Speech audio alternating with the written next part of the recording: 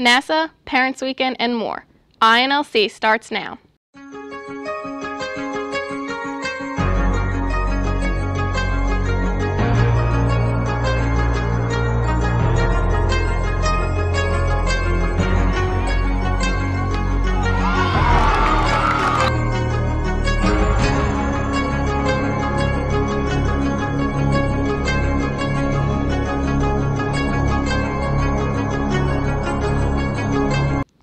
Hey, I'm Mandy Ramirez. Welcome to our special Parents Weekend episode.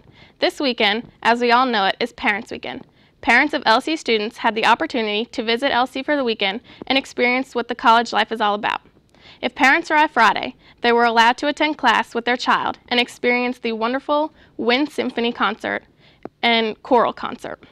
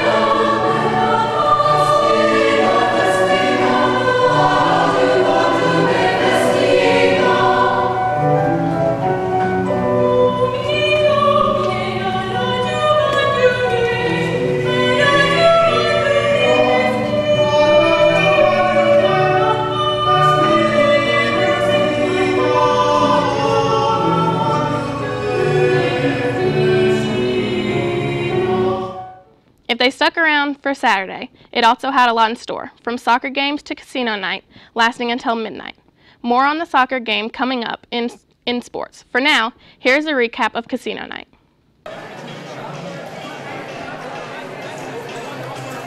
I've heard that these orange vouchers here can be converted into actual money. Actual money, yes, indeed. Actual money. Real money you could use? Yes.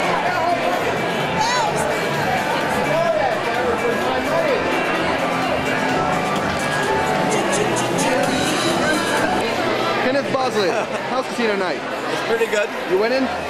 No, I'm not winning. Is anyone winning? I don't know. The house always wins. The house That's always... usually what happens at casinos. But the drinks are good.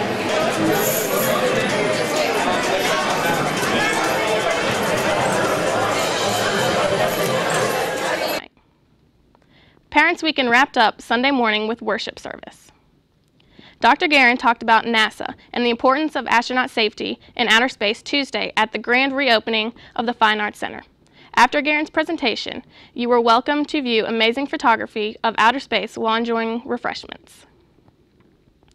Island Stevons, considered one of the most influential figures in Latino literature in the United States, gave the John M. Turner Lecture in Humanities at Lynchburg College at 7:30 p.m. on September 23rd in Hopwood Auditorium, where he discussed Spanglish, the new American language. President Kenneth and First Lady Sheila Guerin are one of the featured couples who will be performing at the second annual Dancing with Lynchburg Stars benefit for the Virginia School of Arts, VSA, on Saturday, October 2nd from 7 to 11 p.m. at the James River Conference Center, 400 Court Street in Lynchburg. The program is similar to the TV program Dancing with the Stars. People can vote for their favorite dancers for a $10 donation by calling 847-8688. We'll have more on this story on next week's show. And now for a look at the week ahead with Chief Forecaster Will Stafford. Will? Now from the LC Storm Center, here is Chief Forecaster Will Stafford. Well, Sunday was a typical transition day in weather when we saw dry conditions Sunday morning quickly deteriorating throughout the day. Rain showers developed by Sunday afternoon, and Sunday night we saw a steady rain. Also, you'll notice very much cooler this week than last week. Temperatures last week were in the upper 80s to lower 90s, while lows were down into the 50s and 60s. What actually causes this phenomenon is called radiational cooling, when during the day you have clear skies with a southerly wind, bumping temperatures into the 90s, while overnight skies remain clear, essentially allowing all the heat to escape into the atmosphere, and that's why our temperatures, as long as the dew point remains low enough, cooled off so dramatically last week. Not the case this week, as we'll see a cloudy, cool, and at times a wet week as well. Here's a look at the surface map as of the time of taping. Front stall just to our south. Low pressure expected to form along the front, basically operating a highway for moisture to come in. Monday, expect a washout, rain at times, heavy at times all day long. Highs struggle to reach 70s, lows of the upper 50s. After Monday, the clouds will stick around. Our chance for rain goes down each day afterwards, and by Friday, actually looking at sunny skies, but temperatures right where they should be for this time of year. One thing we do have to watch, however, is the tropics, and just by the location of the storm has a possibility of throwing a wrench into the forecast. This is Matthew, currently pounding Central America, posing no impact on our weather. There was at a time where some models had this going into the Gulf and intensifying. However, now it looks like it'll just fizzle out over the higher terrain of Central America. Still something we'll have to watch. However, no imminent threat to our weather. So once again, summing it up, Monday washout. It's cool. Rain chances stick around for Tuesday, Wednesday, and Thursday before clearing out on Friday. Never too early to look ahead to next weekend. Saturday looks perfect, mostly sunny, 72 for a daytime high. Mandy? Thanks, Will. Let's head over to the LC Sports Center for this week's game highlights with Sports Director Justin Pryputin.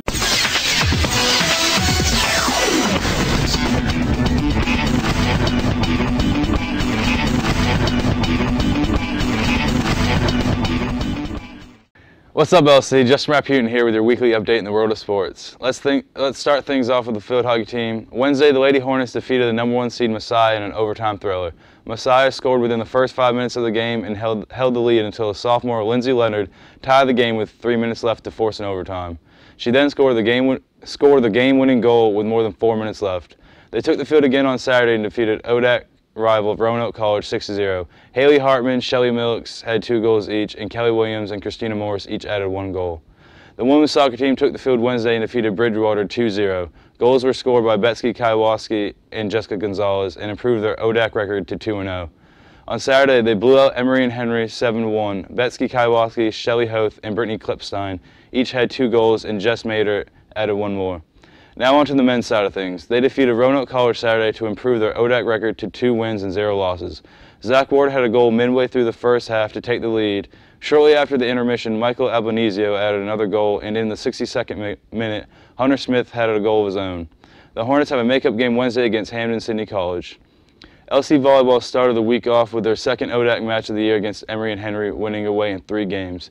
However, the LC Volleyball team had a couple of tough losses this weekend, as they lost to Haverford College 25-19, 25-13, and 25-14. They also lost to the #2 team in the country, Juniata, 25-15, 25-20, and 25-21. These losses put an end to the Hornets' 8-game winning streak. Other news and notes this week: #1 Alabama barely beat #10 Arkansas with the final score being 24-20, and #2 Ohio State crushed East Michigan University 73-20. The baseball playoff races are coming down to the final game of the season, with only the Twins and the Rangers locking up a spot already. And that's it for this week in sports. I'm Justin Pryputin. Back to you, Mandy. Thanks, Justin. Well, that's all the time we have for today. Until next time, I'm Mandy. Level Up is next. Have a great week, LC.